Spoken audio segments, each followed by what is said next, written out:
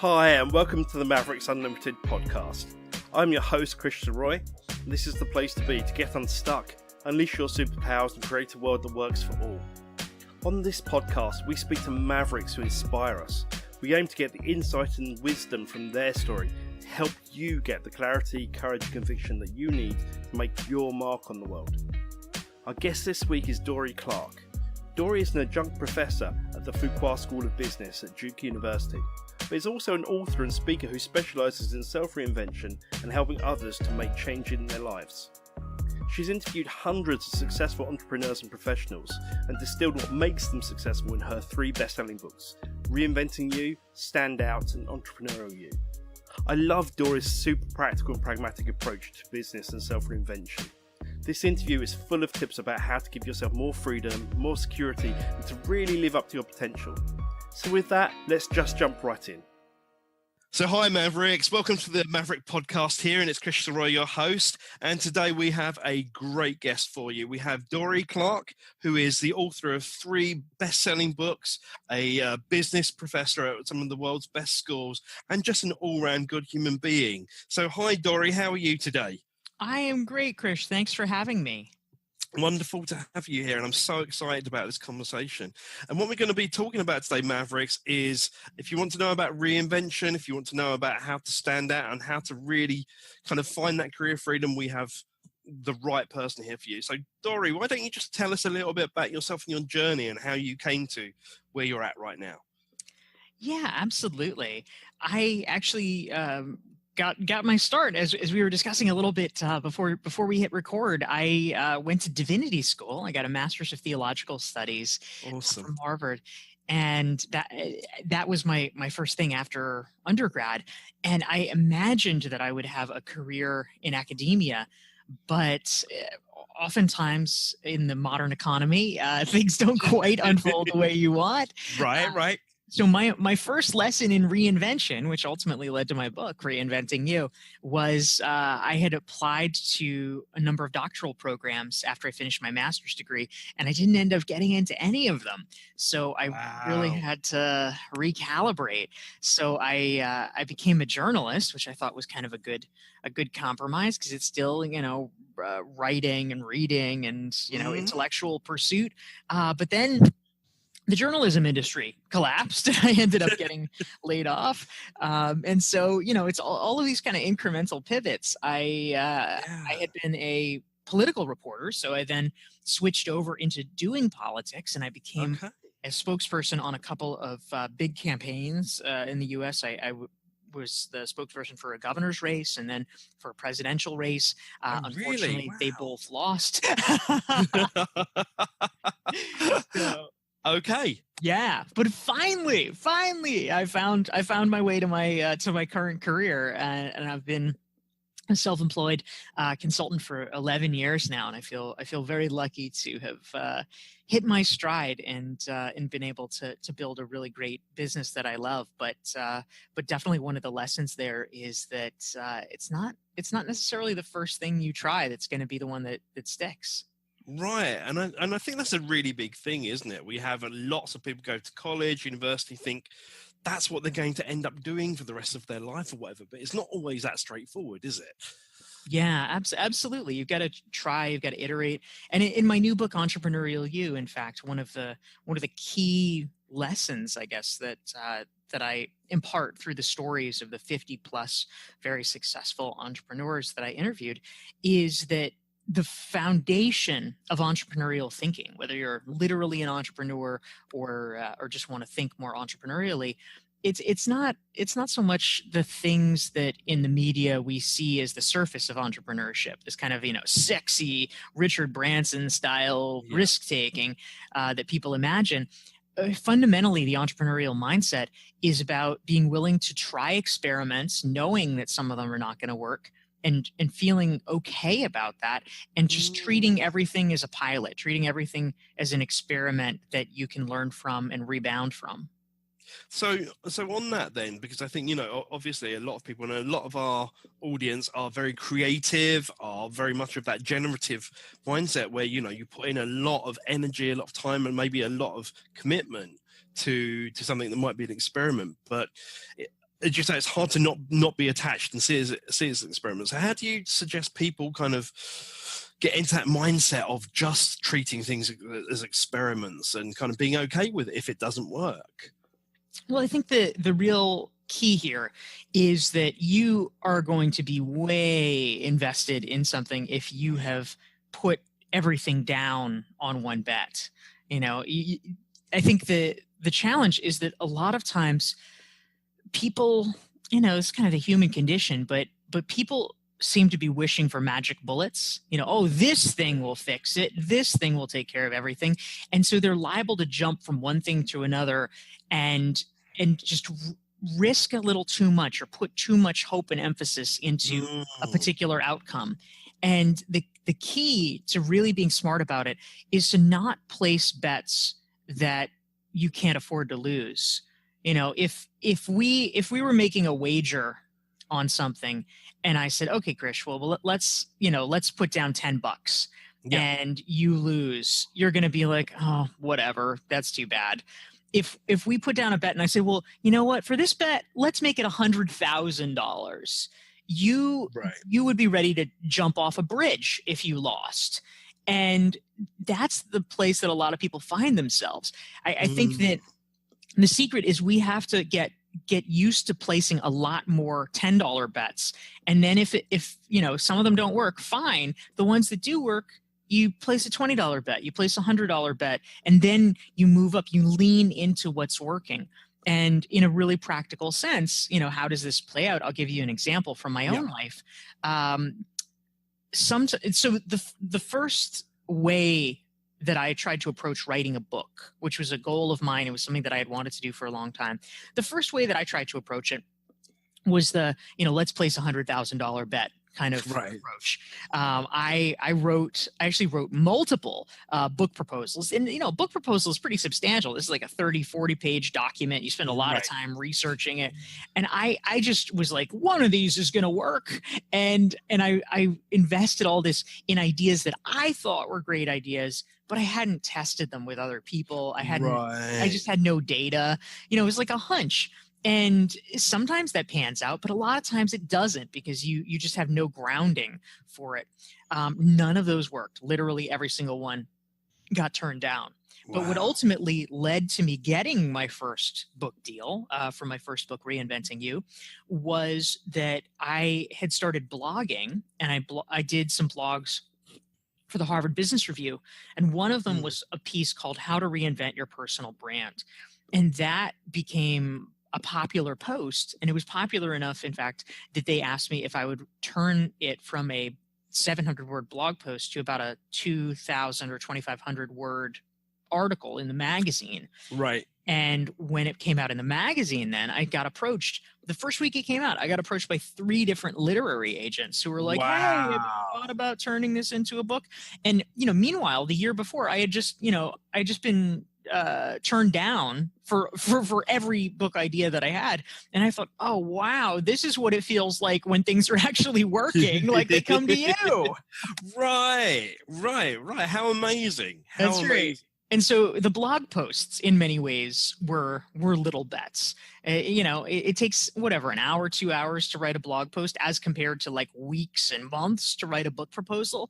But it gives you enough data to be able to say, oh, this is what people are interested in, not this other thing, which you would never have the ability to know otherwise.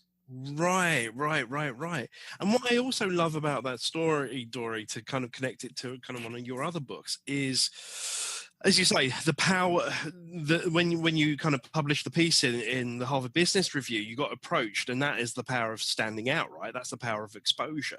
That's right. Yeah. So what I'm kind of curious around is, and I'm kind of jumping all over the place here, I recognize, but a lot of the people we work with, a lot of our audience are people who are creatives, who are visionaries, who are wanting to do good stuff, but maybe they feel like they exist in a crowded marketplace, or there's just that feeling of it's all been done before. So what are your tips to help people kind of begin to stand out, as it were? Yeah. So I actually have written about this a lot, as you can imagine. My second book was called Stand Out: How to Find Your Breakthrough Idea and Build a Following Around It.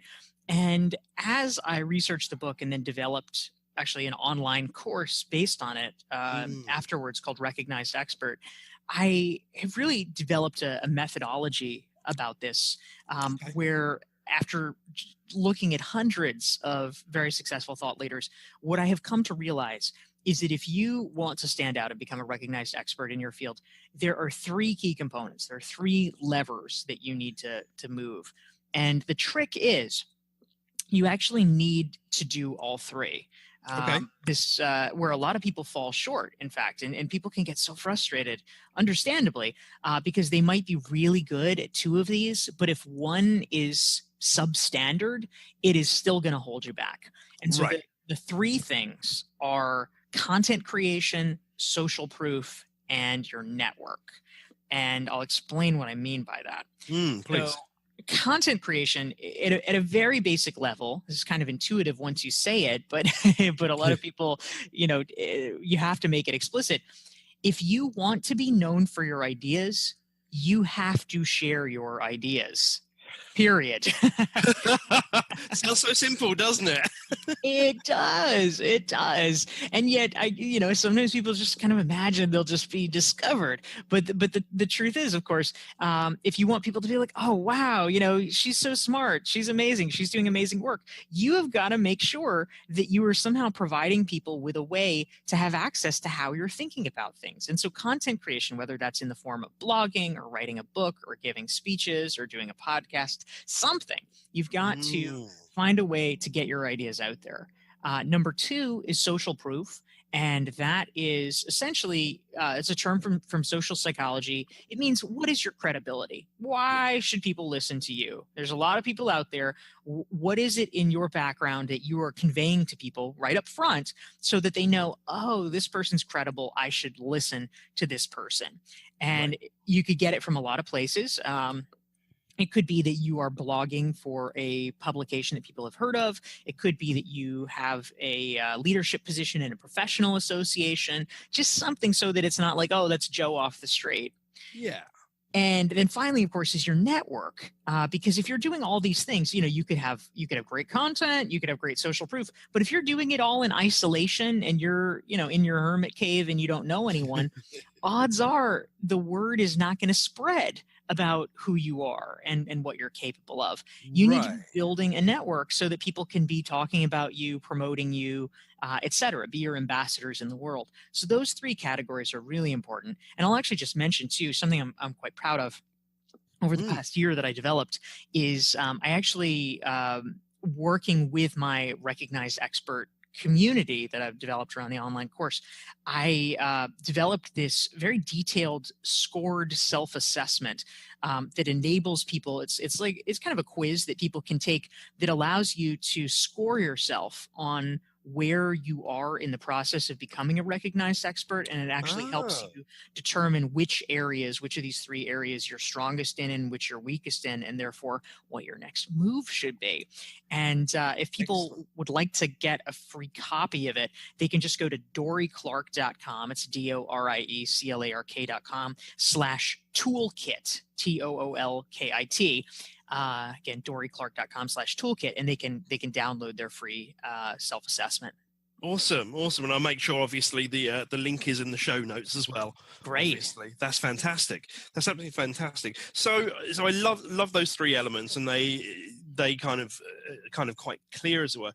One of the questions I would have around, say, the network is,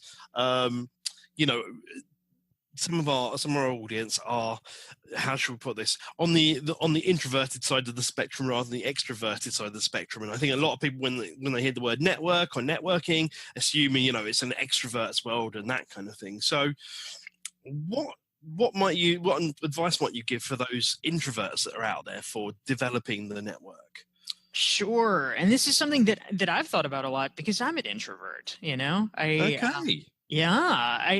think, sometimes people assume that couldn't possibly be the case if you have a business where, you're doing things like whatever, speaking on podcasts or giving talks or things like that. But, fundamentally, as people know perhaps who have looked into it, introvert and extrovert really only refers to one thing, which is where do you get your energy from?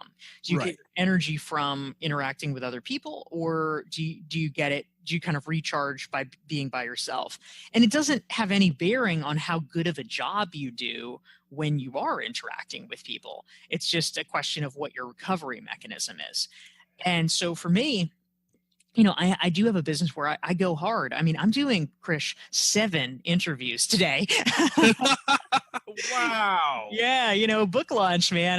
I just launched my new book, Entrepreneurial You. So you gotta get it out there. But does that take a toll? Yeah, absolutely. So I think the key is, number one, making sure that you learn to pace yourself properly. And so for me, it just involves knowing my limits in a lot of ways.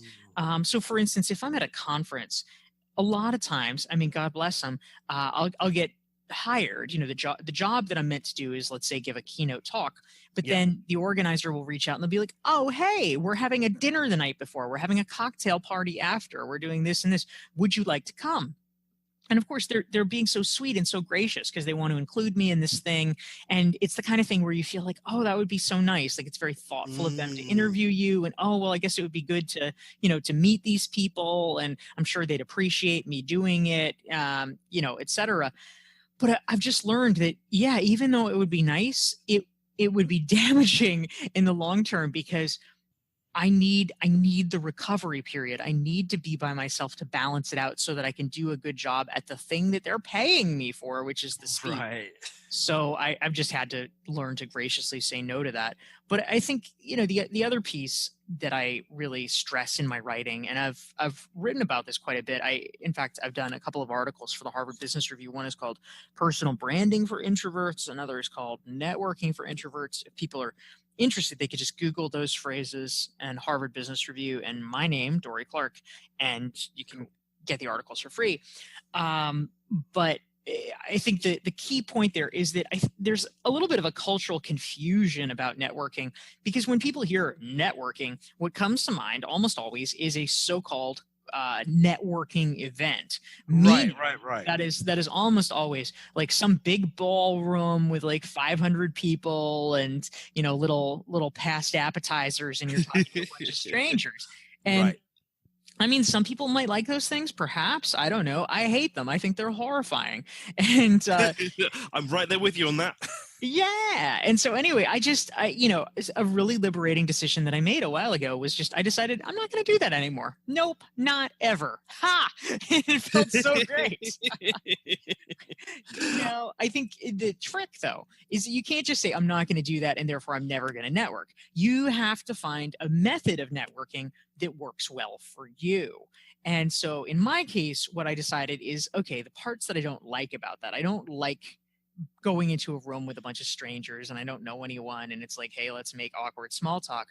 I like smaller gatherings. That feels better to me. And so I decided that I would start either going to, if I got an invitation, or more to the point, hosting small dinner gatherings of, let's say, 6 to 10 people. And that would be my kind of key networking driver.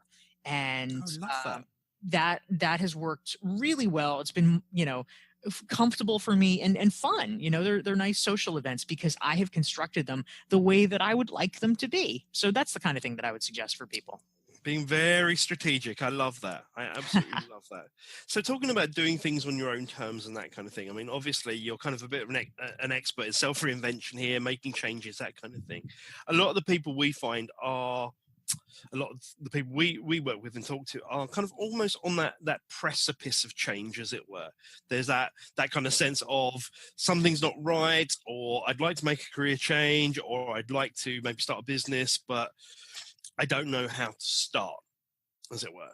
Yeah. So how do people start that sense of the reinvention process, if you like?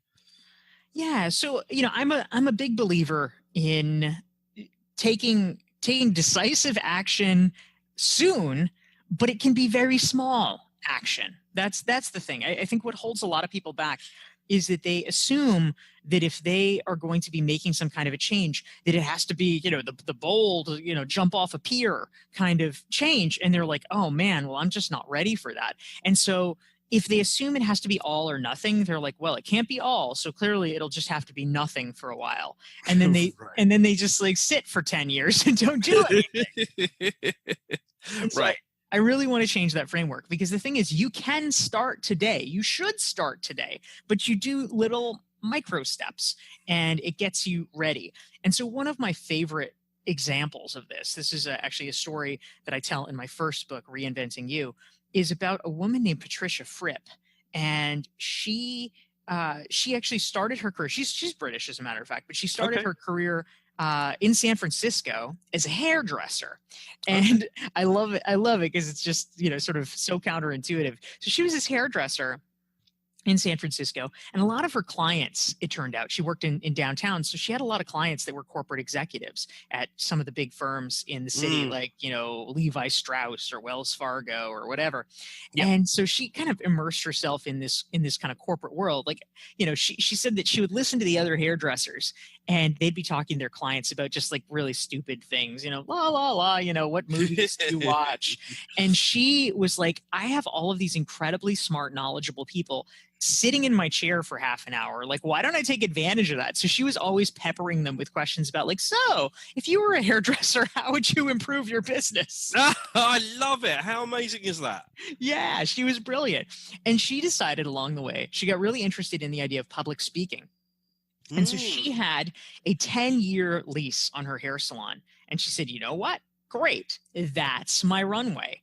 And so for 10 years, super methodically, she started booking more and more speaking engagements. And, as you can imagine, at first they're free. Nobody knows who she is. Nobody wants to pay her to speak. She does these free speaking engagements. Over time, she eventually gets to where, okay, they're low paid speaking engagements. But everything that she earns from the speaking business, she reinvests because, she's earning her income from the salon. Yep. So anything from speaking, she reinvests. So she's able to pay for, a nice website, nice materials, a really good speaker video. She pays for coaching for herself. So she gets really good. At the end of the 10 years, she is ready. She shuts down her salon. She does not renew her lease. She never looks back because by that point, she had more than replaced her salon income with the income that she was making as a professional speaker. I look at that, and not everybody can or wants to do a 10-year runway, but you know what? You can certainly do a 1-year runway, a 2-year runway, and make it a smooth transition rather than just, wishing and hoping and saying, oh my gosh, I don't know. Yeah, absolutely. Absolutely. There's a lot here, isn't there, around, I think, we see a lot of people in the world kind of, it's almost easy in this world to feel like life is happening to you. And there's a real thing here about taking that sense of control back inside, even if that kind of initial decision is, I'm just going to do something in the right direction. Exactly. Yeah. I mean, anyone today can sign up for an online course or start reading a book a week on the thing that you're interested in, or reach out and start doing some informational interviews. I mean, there's a lot of options of things that you can start doing that are not quit your job. Right. So talking of that kind of mindset thing, one of the things I'm really interested in with you is some of the ideas in your new book, and this kind of whole thing about being an entrepreneur, even if it's not about starting your own business, that kind of thing. So can you kind of give us some kind of a high level overview of kind of some of the ideas in your new book, please? Yeah, absolutely. So the new book is called Entrepreneurial You, monetize your expertise, create multiple income streams, and thrive. And the goal of this book really is it's aimed at two types of people. One is people who are already entrepreneurs, and they may have gotten a good business going, be doing well, but as is the case with a lot of entrepreneurs, we often earn our livings by running ourselves into the ground, just working 80 hours a week, just trading time for dollars, doing all the things, and you feel like, okay, you want to earn more money, but you're almost at the end of your rope. And so this is a book about ways to really diversify your income streams, including creating more passive income, ways to leverage yourself more strategically. And so I interviewed more than 50 very high 6, 7, and 8-figure entrepreneurs about very specifically what is their business model, how are they earning money, how did they get to that place, what does it look like to create new income streams, so that people can begin to kind of look at the smorgasbord and say, well, maybe that could actually work for me, and think about ways that they can adopt it and bring it into their own businesses. And the secondary audience is people who might have a day job. They might love their day job. They might want to stay in there forever. But if you want to create more career security for yourself, sort of your just in case fund, and also maybe have a little more adventure, do something cool, do something interesting that can teach you new things, give you access to networks of people you might not otherwise have the chance to meet. These are people that I am encouraging to start a sideline, create one new income stream for yourself, whatever it is. Maybe it's starting a podcast, maybe it's starting a blog, maybe it's doing a little coaching on the side, whatever. But starting down that path just gives you optionality, which is something that in today's society I think is really valuable and really crucial. Absolutely. So that being the case, let's take that first group of people first of all. I mean, clearly, if you've interviewed 50 plus people, all super successful, what are maybe one or two kind of ideas that really spoke to you as a person in terms of what's worked for people? Yeah, there's so many great stories in there, and I think that readers will probably all take different things from it that are speaking to them based on where they're at. But I can tell you, Krish, that one of the reasons for me in writing this book, I had my own agenda. Of course. Yes. And so something that was very interesting for me was for the past few years, had been thinking about creating an online course. And I really wanted to learn more about it, but I also didn't want to make stupid mistakes. I had heard stories where people had spent huge amounts of money launching an online course, and then they put it out there and no one wanted it. And, that just seemed like so depressing, such a waste. And so I thought, all right, if I'm going to do something like that, I want to do it right. I want to really understand how this process works. And so that, among some other potential income streams, that was one that was top of mind for me, that I thought, I'd like to research this more. And so frankly, writing the book gave me a really good excuse to spend an hour or more asking questions to all of these really top smart thinkers. And that was very valuable for me. And so I decided in the course of writing Entrepreneurial You that, and I recount my adventures in the book as well, I was going to make myself the first guinea pig for it. And I love that. Yeah, so in January and February of 2016, that was when I did all the interviews. I packed them in, and did all these interviews in a couple of months. And then I spent the rest of the year, A, writing the book, but B, experimenting with different activities and revenue models to see what would work, and to try things out and to write about those experiences. So one of the things that for me has been both a very meaningful experience in terms of the community that's been created, but also a very financially successful one, is that I did end up launching an online course, the Recognized Expert course that I was alluding to. In April of that year, I did a pilot of it, and then in September of 2016, I launched the first full iteration of the course. And so at this point now, about 150 people have been through the course. We have this great, very lively, well-connected community of professionals that are all working to become recognized experts in their field. But if we want to talk dollars and cents, something that was very powerful for me in my business was that as a result, strictly, of applying the techniques that I learned about in the course of researching and writing Entrepreneurial You, I was able to add $193,000 to my bottom line in 2016 as compared to 2015. So yeah, nearly $200,000 more than the previous year. Well, no, you certainly can't sniff at that, can you? That's a great little success story, and talk about kind of social proof, as it were. That's some proof. Yeah, thank you. I mean, I really wanted to be trying this out because of course, I was interviewing people who were very knowledgeable and successful, and all of these techniques that they talked about were things that had worked for them.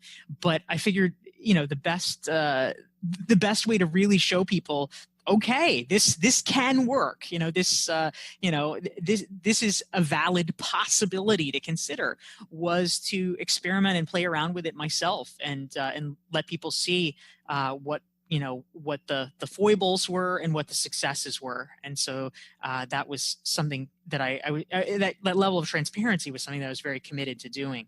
That's awesome. That's absolutely awesome. I love that. Talk about learning from your own journey. That's wonderful. So taking this entrepreneurial mindset further, and actually kind of for those people that might do a side hustle as well. In terms of that mindset again, and like that getting over that initial hurdle, if someone was going to do a side hustle, for example, that second audience that you spoke about, what would be the first 3 steps that they might take to start to do that? Yeah. So if we were talking about very early steps for people wanting to get going for this, I think a good starting place, of course, is settling on what exactly you would do. Yep, always useful. Yeah, precisely. And so I actually have a story that I tell in Entrepreneurial You that I feel like speaks to this in a lot of ways. One of the things that you got to get comfortable with in the entrepreneurial world is that not everything is going to work the first time. You got to be open to kind of experimenting and figuring things out. And especially it's really valuable in the book. I try to tell the stories of failures so that people can learn from them, so that they don't have to go through it literally themselves. And so a great failure story that I tell, which actually then leads to a success, is about a guy named Bozidar, who he's born in Serbia. He lives in the US now, and he had this idea originally. Now, this is a guy who has a full-time day job, very successful day job at a large life sciences company. And he, though, was really interested in entrepreneurship and got into the idea of apps. And he's like, I'm going to create an app. That's what I'm going to do. And so he had this concept, and he paid a lot of money to have it developed and launched and everything. And unfortunately, it just went nowhere. Like, he thought it was great, and no one else noticed. No one else cared. And it was really depressing. Oh my God. Yeah, I mean, it's like the worst. That's what keeps people from doing entrepreneurial side ventures. Right. Stuff like that. But after he had thought about it for a while, and been depressed, kind of gone through all those stages, he realized something. He realized something really important, which was a life lesson that certainly is imprinted on him. But fortunately, I think hopefully in hearing it and reading about it in Entrepreneurial You, other people can take it in and learn it by proxy, so they don't have to do it themselves. And that is, his big mistake was that he thought it was a great idea, but he had never even talked to potential customers. He had never talked to other people that might actually be buyers of this app to see if they wanted it, if they needed it, if they thought it was a good idea. And he realized, like, that's the problem. Obviously, he made a guess, and it was a wrong guess. And so time passes, and he looks at, he's still interested in entrepreneurship, but he's a little gun shy. But he realized that there actually was a clue for him, because something that was going really right in his life was that he was getting promoted like crazy at work. He was very successful in his day job and was constantly getting promoted faster than normal. And so people started to notice, and they started to say, hey, like, what are you doing? What's your secret? Can I take you to coffee? Can I take you to lunch? I want to understand what you're doing. And so, he did this at first, but then he started to get enough questions and comments that he realized, like, oh, A, I actually am pretty good at this. And B, people are interested. Like, I'm getting a lot of people raising their hands and saying, like, teach me this. This is interesting. So he thought, you know what? It was the same thing for me when I got those literary agents approaching me about, hey, do you want to write a book? It's like, oh, this is what it feels like when people care. Right. And so his next step then was he developed an online course, and it was an online course about how to get promoted faster at work, the thing he was really good at. This one was successful out of the gate. And in his first full year that he offered it, his first full calendar year, he brought in $106,000 on the side from his online course. Wow. That's amazing. Yeah. So that, I think that's really the key, is to not speculate about this thing that would be cool, but to actually look at what people are already coming to you for. What are your friends already asking you about? In your circle of friends, what do people already consider you to be really good at? And use that as a starting place and as a clue to think about where you might take it. Right. That's a one, and it's kind of literally just building from where you are, isn't it? As opposed to having to go out, form a whole new set of skills, or buy a franchise, or whatever other entrepreneurial things people do. It starts from right where you are. That's amazing. So just to kind of begin to wrap things well, I just want to draw the spotlight back to you, if I may, just for a couple of minutes, Dorie. And I'm kind of curious around kind of your own entrepreneurship and kind of heroes, that kind of thing. So first of all, I'm just kind of wondering, who are your inspirations? You spoke to some great people. I'm sure you've met some great people. Who are your inspirations? Yeah, thank you. I mean, certainly there were many people that were just folks that I admired, that I was fortunate enough to be able to interview in Entrepreneurial You, and also in some of my other books. Someone that when I think about folks that I admire who have made an impact on my entrepreneurial journey, someone that I think about is Robert Cialdini.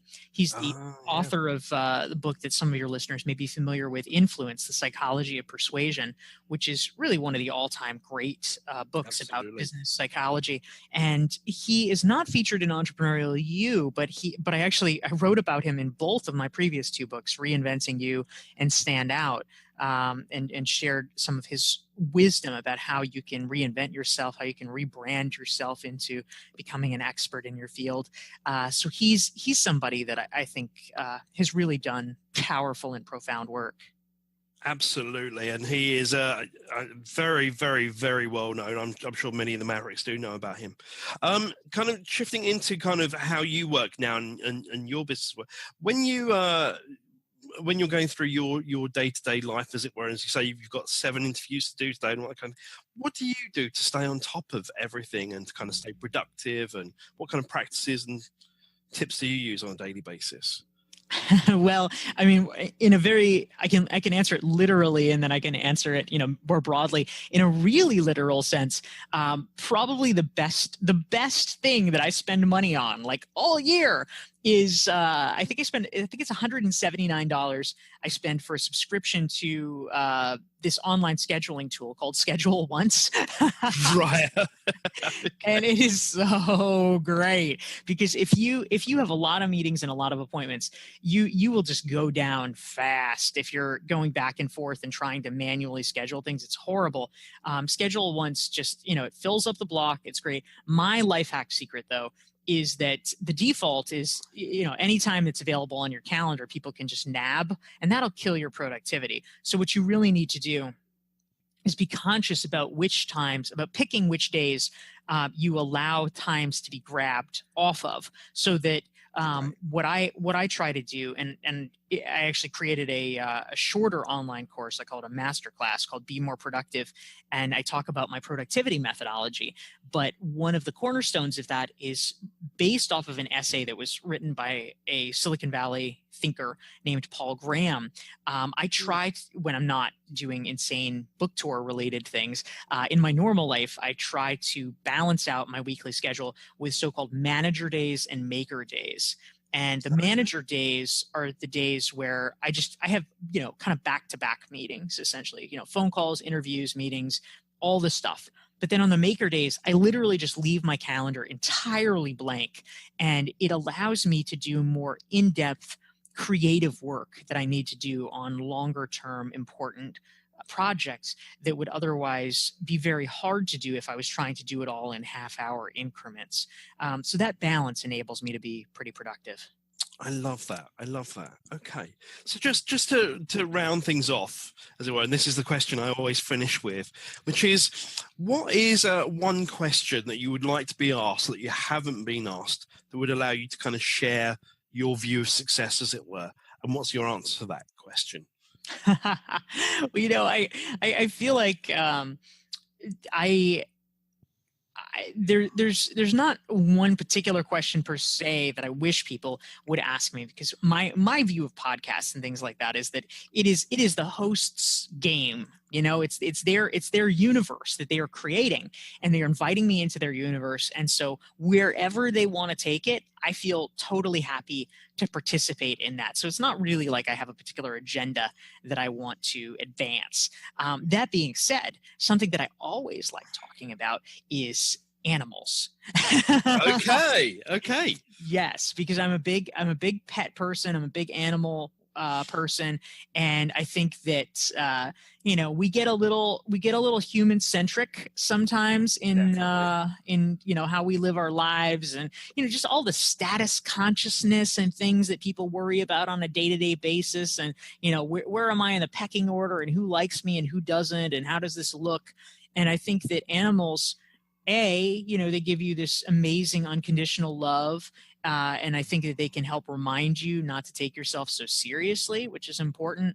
And B, I think that it really, if done right, if you really, kind of think about things from the animal's perspective, you come to realize that a lot of the ways that we structure our life in modern society, notably factory farming and things like that, are just this complete abomination that really, I think, is contrary to literally almost everyone's values, if we just took a minute to look at that. And so if we can rejigger our morality a little bit to become a little bit more humane, I think that would be a useful thing for all of us. Awesome. And I couldn't agree with you more, to be honest. That's awesome. Thank you so much for your time, Dorie. Mavericks, I'm sure you will agree there has been some amazing wisdom shared here by Dorie Clark. Thank you so much for your time today, Dorie. It's been a pleasure having you here today.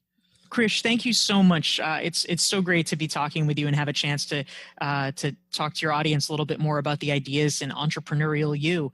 And I'll just quickly mention, if folks are interested in thinking more about how to apply the idea of creating multiple income streams in their own business, I actually have a self-assessment workbook specifically about the concepts in Entrepreneurial You. And folks can download that. It's 88 questions to ask yourself about how to improve your own business models. And folks can get it for free at dorieclark.com/entrepreneur. Awesome. I will make sure, of course, that all the links we've spoken about today, the HBR articles and all that kind of thing, are in the show notes. There's been so many great things you've shared today, Dorie. You've been so generous. Thank you so much for your time. Thank you, Krish. You're welcome. And Mavericks, we'll see you for the next podcast. Bye for now. Hey, listen up. Don't go yet. Did you get something meaningful out of this episode? Well, the most meaningful thing that you can do right now is to go and leave a review on iTunes, because those reviews are what keep us here. And please make sure to share and to subscribe to this podcast. Finally, are you unleashing your superpowers? Well, if so, show us on Instagram with the hashtag Mavericks Unlimited, and we'll see you over there. And with that, thanks so much for listening to the Mavericks Unlimited podcast at mavericsunlimited.com. Bye for now.